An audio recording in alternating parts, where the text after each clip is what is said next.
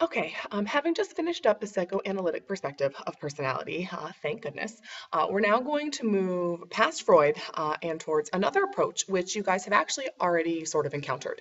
When we talked about the different perspectives of psychology, we did like our hand diagram. We talked about humanistic psychology. Well, the humanistic perspective of personality talks about a lot of the same things that we already brought up in reference to that perspective. It's going to emphasize your own knowledge of self. It's going to emphasize your potential to be healthy and to be happy. And so as we go through this presentation, hopefully a lot of it's review, and it shouldn't be anything that's too far out of your depth for understanding pretty easily. And the two important people we're going to be talking about, one, Abraham Maslow, who came up with that hierarchy of needs, talked about self-actualization, and then two, Carl Rogers. So, first thing to just sort of refresh is, how did the humanistic perspective come to be? Well, we know that psychoanalysis was very focused on your really dark, hidden unconscious. And Freud's belief was that your unconscious mind had all this anxiety building up in it. And it expressed itself in maladaptive ways through personality issues. Well, humanistic psychologists took issue with that emphasis on illness. And so humanistic psychology is going to be emphasizing health as opposed to sickness. It's going to throw out this idea that Freud and psychodynamic theorists had, which was, you don't know anything about your own personality, it needs to be interpreted for you. Humanistic psychology is going to throw that out the window, and instead it's going to say that you are the one who determines your own personality. Humanistic psychology loves to talk about words like self-determination and self-realization. Humanistic psych is all about the self, and it says that you are the one who knows yourself best. No one else could possibly tell you about your own personality, and you can determine who you want to be and how you want to behave in the world. And that's not something that Freud would hold as a central tenet.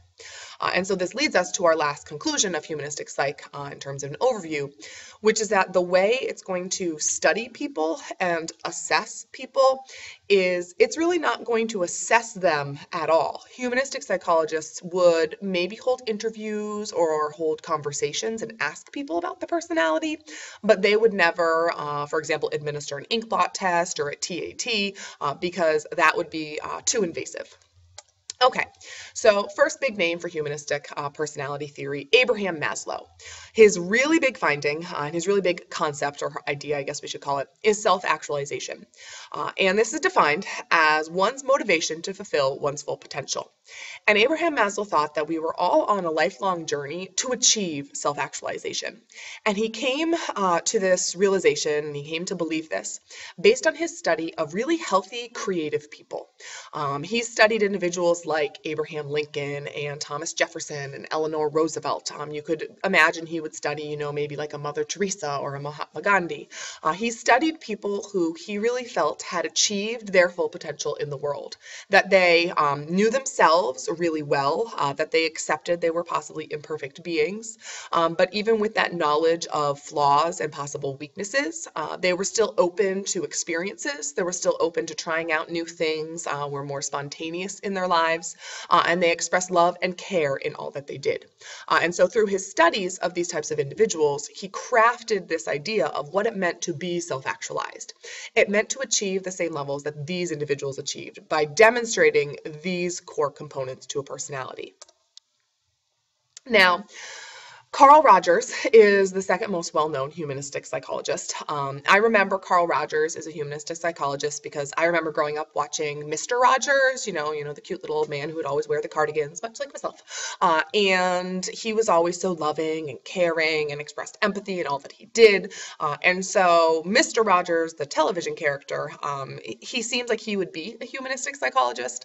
And so that's how I remember that Carl Rogers is one of the most well-known humanistic psychologists. Carl Rogers says that people are basically and inherently good. And right now, hopefully, the little cogs in your mind are turning, and you should be thinking, like that seems to stand in direct contrast to something we've already learned, which is that, according to Freud, people are inherently bad. And so Rogers 100% disagreed with Freud on that one. And he said that no, like people are inherently good. People start out as little seeds, and you have the potential to grow into something wonderful and awesome. However, in order to achieve your full potential of growth and to turn out to be something really, really great, you need to be in the proper climate. And so he described a growth promoting climate. How do people achieve their full potential? How do people express this inherent and this basic goodness? Well, Roger says that you need to be in an environment which is genuine, which is accepting, and which is empathic. So first, let's start with how do you express genuineness? Well, to be genuine is pretty much synonymous with being real. You are open with your feelings. You drop whatever facade or mask you might be wearing at the time and you just express your true self. And you're very transparent and self-disclosing, sort of fitting in with Maslow's idea of being self-accepting and self-aware. Genuineness means that when you engage in interactions, you're bringing your real self and not some sort of fake self meant to hide the truth of who you are. How to be accepting. Well, this is where we hit another one of Roger's really key concepts. We learn a lot of people in this course, and I'm trying to get you to hone in on what are those like big ticket items they came up with. Well, for Rogers, this growth promoting climate, certainly one of them, and another really big one is unconditional positive regard. Now, for individuals coming from a Catholic school background, it's not difficult to understand what this means. We talk an awful lot about unconditional love, and this is pretty much what unconditional positive regard is, but you'll notice that Rogers is staying away from this idea of love. Love, I think, has a lot of emotion tied up in it, and Rogers really felt that unconditional positive regard should be employed in all of our interactions, but especially in therapeutic interactions. He founded his own brand of humanistic therapy. And so since he was saying a therapist should offer unconditional positive regard to a client, he didn't really want to say that a therapist should love their client because that would possibly border, definitely border on the unethical. So Rogers talked about this idea that in order to promote growth in others, and in order for us to really feel like we can grow, we need to be in a climate of unconditional positive regard, that we just feel totally accepted. It doesn't mean that the person we're interacting with thinks every single thing we do is awesome. It just means that we are valued at an intrinsic level, that no matter what we do, we feel that the other person will still accept who we are. The goal, of course, is that you feel this from your parents, that you feel it from your family, maybe like really close friendships, maybe in like 40, 50, 60 years. If you get married, you'll feel that from a spouse. But this idea that you can do nothing that would take away your worth and value as a person. And then lastly, how to be empathic or how to express empathy. Empathy is sort of a tricky concept for a lot of people to get. I think that a lot of times we rely on sympathy as opposed to empathy. Sympathy is feeling for someone. I feel sorry for you. I feel happy for you. Empathy is feeling with someone. It's not necessarily trying to solve their problems. It's just acknowledging, right now you're sad and that makes me sad too, and I'm there with you. Or right now something awesome happened in your life, and so I feel awesome because you're going through something so exciting. And so Rogers really felt that in order for us to achieve full growth, we needed to be surrounded by this empathy, and we needed to express that to other people.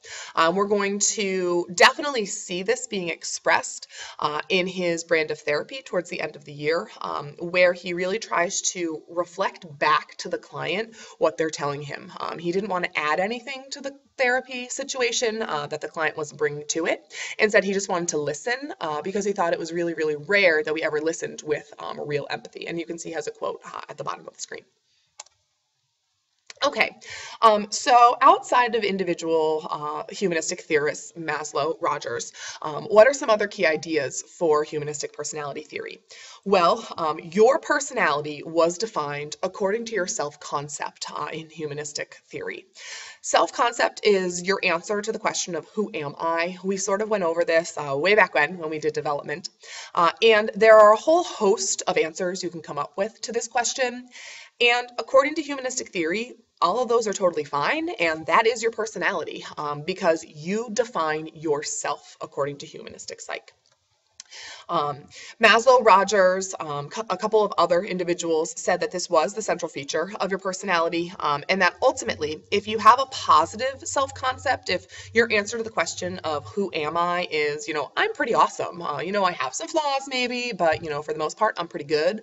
That would mean that you then would have a positive worldview, and that would change your actions, and that's important for personality, remember, because personality is not just, a cognitive thing, it's also a behavioral thing. It's your pattern of, thoughts and feelings, but also your actions. And so if you have a positive self-concept, you also therefore have positive behavioral patterns. You act in a different way. Same thing if you have a negative self-concept, that's going to lead to a negative worldview. You're going to feel dissatisfied with your place in the world, unhappy with your place in the world, and you're going to behave accordingly. And then sort of lastly, for humanistic personality theory, how would they assess your personality? Well, as I told you at the start of the slideshow, they wouldn't really assess it so much as just ask you, well, how do you view yourself? Who do you say that you are? That's the important thing here. If you wanted to give a name to that type of assessment, you could maybe say it's like a self-concept questionnaire. It's a fancy way of asking you who you think you are. We talked about Karen Horney and her introduction of this real self versus ideal self. That is actually very humanistic. She sort of stood on the border between psychodynamic, neo-Freudian, and then humanistic. But humanistic personality theory would always say that talking to someone about their personality, asking them who they are, is always going to be a better option certainly than like a Freudian approach. That is just insane, according to humanistic psych. And certainly better than what we're going to see in the trait perspective, which is those, standardized questionnaires. You guys have probably taken them on social media. You answer a bunch of multiple choice questions. At the end, it tells you like your personality is a llama, or, the Disney princess you most identify with is Jasmine. Those types of really standardized personality assessments would really be negating the uniqueness and the variety that is you, at least according to someone like Maslow or Rogers, that they're depersonalizing, and that really defeats the purpose of personality. That personality is personal, therefore how could we possibly capture everything about who you are with some sort of standardized assessment? Criticisms. There are a couple, especially for some of the more scientific-minded people out there. Humanistic psych is highly subjective. It is all about what you say, and there's no like wrong answer. There's not a whole lot of data or numbers, so it can be seen as pretty subjective. It's also very individualistic, and I don't mean this in the sense that it's individualized or personalized. Instead, humanistic psychology prizes the individual, and in some circumstances, this seems to possibly be to the detriment of the collective whole. Some people think that humanistic psychology promotes maybe a selfish view of the world, that your own ideas and your own behaviors and your own personal growth are more important than the collective whole. And so some people criticize it for that. And then lastly, some people do say it's naive. I think that this is one of its strengths. Humanistic psychology believes the best in people, and it says that people are inherently good. And some people will argue that's not true, that people are not inherently good. We have so much evil and so much that is wrong in the world. How could you possibly hold that viewpoint? I think that this is one of the central tenets maybe of our Catholic faith, that people through the grace of God can achieve goodness, but humanistic psychology wouldn't bring in religion at all. They would just say that people are inherently good, and in order to express that, they need to be in a growth promoting climate. And so some people say that's naive. Humanistic psychology sort of has blinders on. They're ignoring people's potential for evil. What we're going to do next, we're going to focus on the trait perspective. So in order for you to accomplish that, I want you to go and take, it's called the MBTI. I will link you to that on your homework page.